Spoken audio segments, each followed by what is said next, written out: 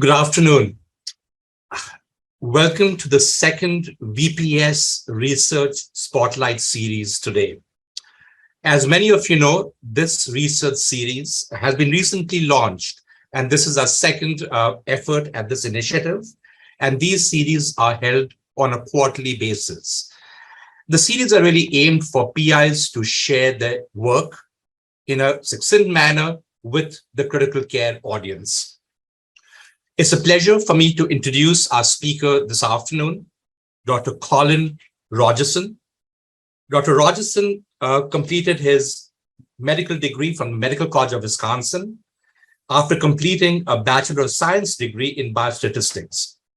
He's also completed a Master's in Public Health Informatics, a Master's program in Public Health Informatics.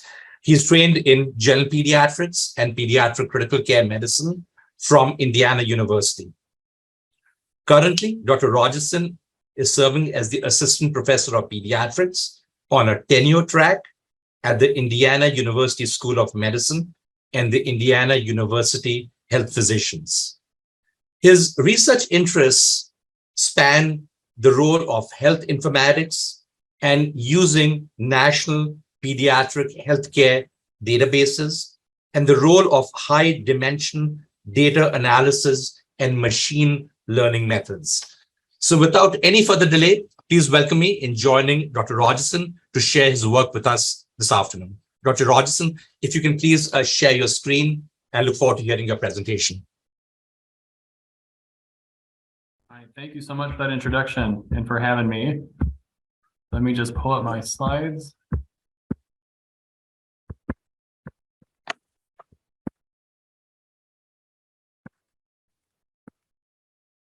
Can everyone see that okay? Yes, thank you. All right, perfect. Again, thank you so much for having me. I'm very honored to be doing the second VPS research presentation. I'm going to be presenting on a recent publication that myself and the group that I work with had in pediatric critical care medicine entitled School Closures in the United States and Severe Respiratory Illnesses in Children. I'd like to start with a little bit of a disclaimer. So this work was done in conjunction with the PEACE Collaborative, which was a collaborative group of pediatric critical care intensivists and other pediatric providers who were interested in studying the influence of the COVID-19 pandemic on the pediatric critical care population. This group was founded a few years ago, and I was not one of the original founders, but was privileged to join later. And the study idea for this study, as well as some of the research design, was done before I joined the group. So this is definitely a group effort, and I was grateful to be a part of it. Nationwide school closures represent one of the largest public health interventions in U.S. history. Each state in the United States had a mandatory date of school closure that spanned a 2 to 3 week period between March 2020 and April 2020. While the primary goal was to stop the spread of COVID-19, other disease epidemiologies were also likely altered by this. Other respiratory illnesses were altered, as well as some non-respiratory diagnoses. The objective of our study was to determine the association between nationwide school closures and the prevalence of common admission diagnoses in the pediatric critical care unit. We had two hypotheses for this study. The first was that severe respiratory illnesses would likely decrease as a result of decreased communication in close quarters at schools. The secondary hypothesis was that we believed that non-respiratory diagnoses would potentially increase. Some of these involved the management of chronic diseases such as epilepsy and diabetes, where their chronic maintenance medications are often given by school nurses. And the thought was that by closing schools and taking away that structured environment, we may see an increase in those diagnoses to the PICU. Other non-respiratory diagnoses that we hypothesized might increase would be things such as trauma or ingestions, as in late spring and early summer, kids were given more increased leisure time out of schools.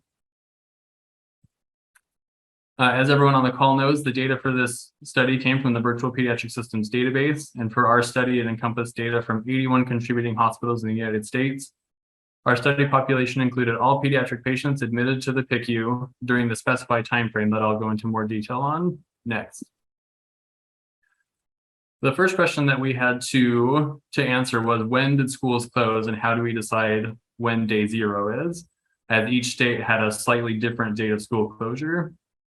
We were able to use online resources to determine what the actual date of school closure was for each individual state. And then using data in DPS, we were able to determine every patient admission, what state they were admitted to, and calculate the date of school closure for that patient. And we assigned that as day zero. The study period then extended both before and after day zero. The before school closure cohort was determined as 8 weeks prior to day zero, which extended to late January, early February. And the after school closure cohort was 12 weeks following day zero, which extended into June and July of 2020. The control population we used was the same data on the same dates from 2018 and 2019 compared to 2020. The measurements we used were the average admissions to the PICU per day for each specified diagnostic category during the study period. We used these measurements to then calculate a ratio of admissions in 2020 compared to the average of 2018 and 2019. Using ratios, there was no easily identifiable statistical hypothesis testing that could be done using this data. And so we determined to use statistical process control charts to determine when there was a significant change in the rate of the admission ratios between the cohorts. We also calculated inflection points or changes in the change over time. Moving to our results and starting with table 2 was our study group characteristics. The first column illustrates the before school closure cohort for the 8 weeks prior to day zero, which had an N of 50,783 patients. The second column shows the after school closure cohort, which encompasses the 12 weeks following day zero of school closure. Comparing the study group characteristics, in the after school closure group, we saw a higher percentage of female patients and also a high percentage of older patients, with less children in the infant and category and more in the older adolescent or older child and adolescent categories. We saw a higher percentage of trauma patients admitted in the after school closure cohort, a higher percentage of postoperative patients, a higher PIM2 calculated probability of death, a lower ICU length of stay, and a lower overall ICU survival. There was no significant difference in the standardized mortality ratio between the two groups. Table 1 illustrates the admission ratios per day between the two cohorts.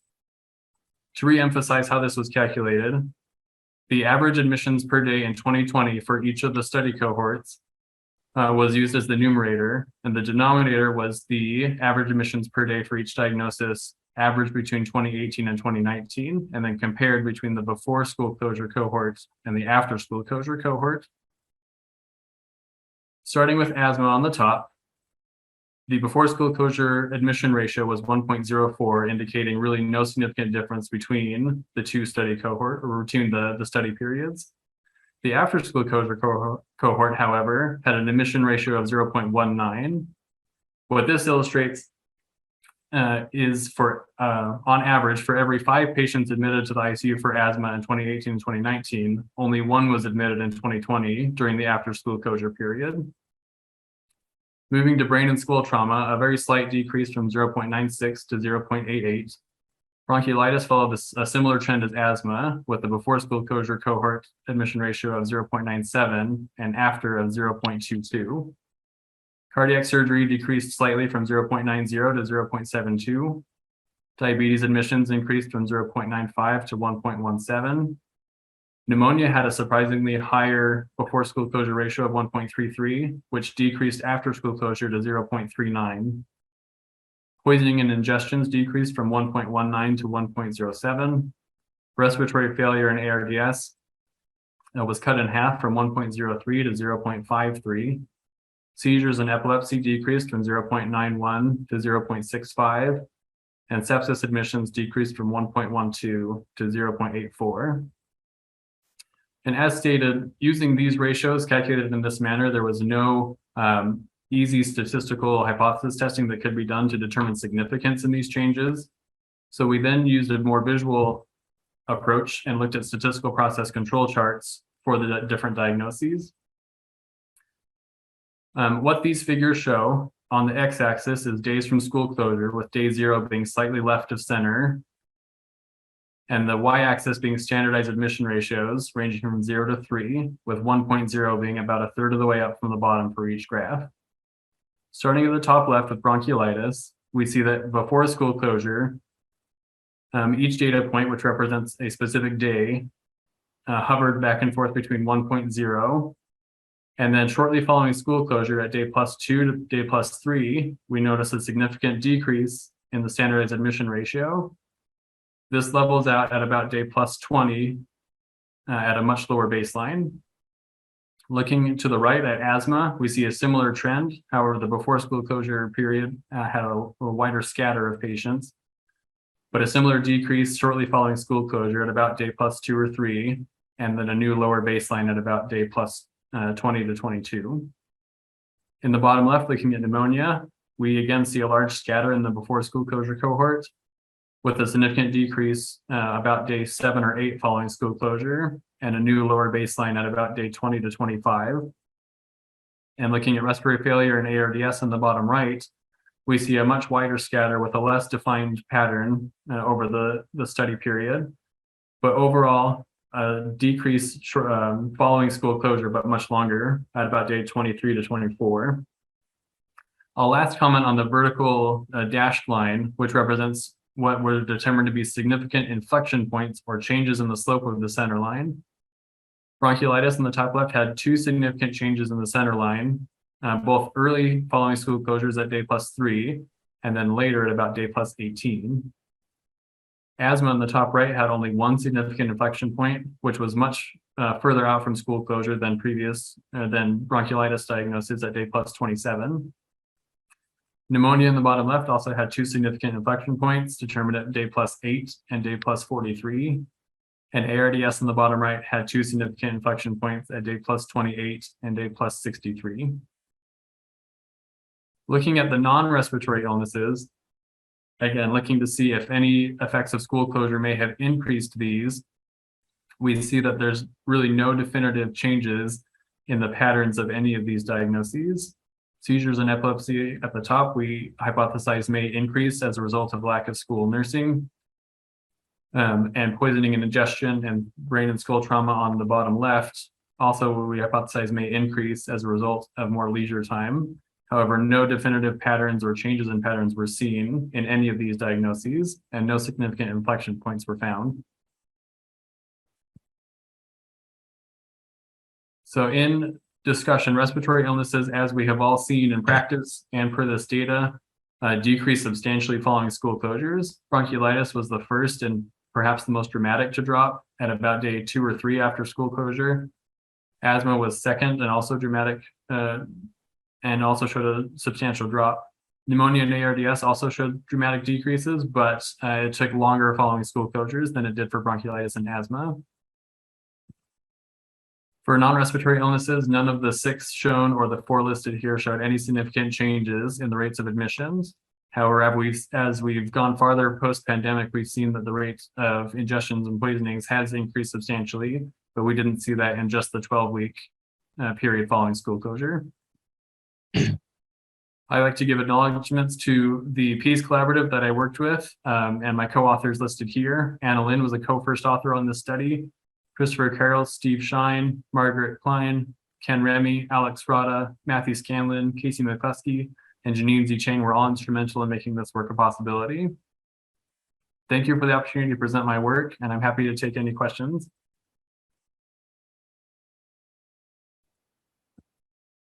Thank you, Dr. Rogerson, for that excellent presentation and sharing your work with us this afternoon. If there are any questions from the audience, please include them in the Q&A tab at the bottom of your computer. So as Dr. Rogerson, as the questions are coming up, 1 or 2 things that occurred to me was, maybe you can elaborate on, is, within the study design, I know you use VPS data, but were there any other problems in the study design, data acquisition, and completion of the study? Were there anything unique that you encountered compared to other database analysis? I think one of the there's a few challenges that come to mind. The first challenge really was using that standardized normalized date of school closure. It was difficult to get the specific dates for all the states and then to make the study periods accurate for each of the VPS patients. VPS has the admission dates very granular for every patient, and so we were able to get good data following to determine the study periods for each patient. But that was one of the first challenges that we faced.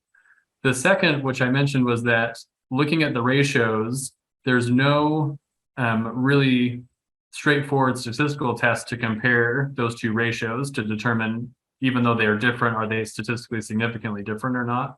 And so that was the challenge that we faced as a group, was how do we show this in a hypothesis testing method to show that things really did change in a statistically significant manner. And so the use of the statistical process controls was a little bit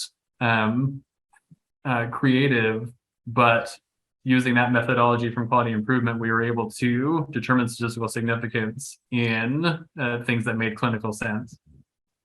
Great, thank you. Dr. Rogerson, we have several questions that have come up from the audience too. The first is from Dr. Cummings.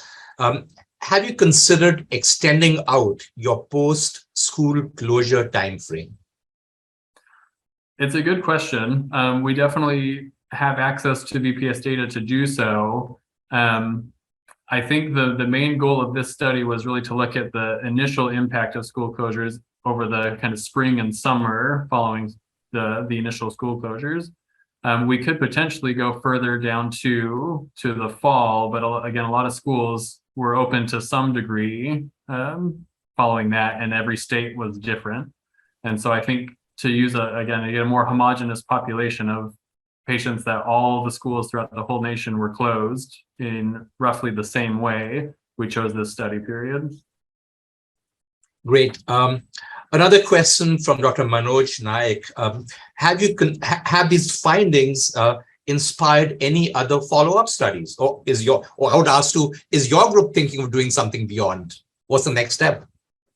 Yeah, I think there are a lot of avenues that we could take and that we've talked about taking. I think the challenge becomes both the clinical and political implications to school closures that, again, have varied by state. Some states having a very kind of rigid view of school closure and mask mandates, and other ones having less rigid. It would be difficult, again, to homogenize that. But one of the things that we talked about in the discussion piece was, these are the changes we've seen from school closure, but are they positive? Are they negative? It depends on who you ask and what you're looking for. But potentially using this kind of approach for other public health measures and interventions could be used to see if they change diagnoses to the PIC, or diagnostic admissions to the PICU in a similar way. Those are things that we've talked about, but we're not currently doing any direct follow-up from this study. Yeah, Dr. Raj, another question that comes to mind, based upon what we just commented, is if you were trying to define the impact of this publication, are there some key takeaways or any observations you've had, from the authors, like how this impacted policy or locally or regionally and beyond? Yeah, it's a good question. I think from a clinical standpoint, one remark that someone made at some point when we were moving towards publication was that, we're showing data that by the time this was in print, all practicing pediatric critical care physicians kind of already knew. We already saw that a lot of the respiratory diseases changed, and now we're seeing changes in bronchiolitis, seasonality, and flu, and things like that. I think one of the things that this could have an impact on going forward is potentially using similar methods for other public health interventions. Yeah. So if some public health intervention was done, even not on a national scale, but on a local scale, you could use similar methods with statistical process control charts and admission ratios to study the impact on admissions following those public health interventions. Great. Another question has just come up from one of our attendees, commenting that this is very interesting work. Did your team consider looking at psychiatric diagnoses? That's a good question. VPS I think doesn't capture psychiatric diagnoses in a very specific way. It kind of lumps them into kind of more causal acute diagnostic categories. We talked a lot about psychiatric conditions, and some of the researchers in the Peace Collaborative are looking at self-harm and how that's changed as a result of the COVID pandemic. I think to do so, you would have to look, again, much further out than the 12 weeks. We thought we might see a small increase in the 12-week period, but I think what we've seen clinically is that it took longer to really see changes in self-harm and depression in adolescents. But we definitely did see it and are seeing it now. And so you could do a study, but you'd have to have a much longer follow-up period. Yeah. Dr. Rogerson, another question that comes to mind is, I think that maybe many of our participants in the audience may be wondering, who are early in their career, getting started. You've done a study with co-authors and co-investigators from multiple locations and sites. How did you go about identifying these people? Like, if somebody's starting out, how do they go beyond their institution to reach out to others? I mean, is there any key learnings or observations that you can share from your experience? Yeah, and that's a good question. It's timely. We actually just had a meeting with the Peace Collaborative yesterday, with the co-authors mentioned here and some others. And we talked about how we all joined the group, and there was no kind of one route that we all took to join the group. We just kind of found each other in this small community. The way that I found the group, and I think what would work for others, is using VPS as a resource. So I had some personal research interests that I thought VPS data would be useful for, and so I reached out to the VPS kind of VPS center with Nancy Brundage and her team, and asked about different ideas that I had and data that I was interested in getting. And as most of you know, VPS kind of screens incoming questions and doesn't want multiple people all doing the same study at the same time. But what they were able to do for me was pointed me towards other researchers that were asking similar questions that already had the data. And they said, hey, we reached out and these people sound like they're interested in collaborating. So here's their email addresses, which they've agreed that we can share with you. And you should reach out and they'd be happy to let you join. And I'm sure that the Peace Collaborative is not the only collaborative that's been created from this kind of process, but VPS was very instrumental in me pursuing this and other research ideas and finding a group of like-minded people that were interested in studying the same thing. Great. I think, Dr. Rogerson, that pretty much wraps up our list of questions that we have here. Any final comments or takeaways from your perspectives you want the audience to have before they leave from your work? I mean, I think the final thing I'll leave with is that again, I'm very appreciative towards my co-authors in the Peace Collaborative and letting me kind of join the group and collaborate with them on this. I'm also very grateful for VPS in facilitating this research process and this project specifically.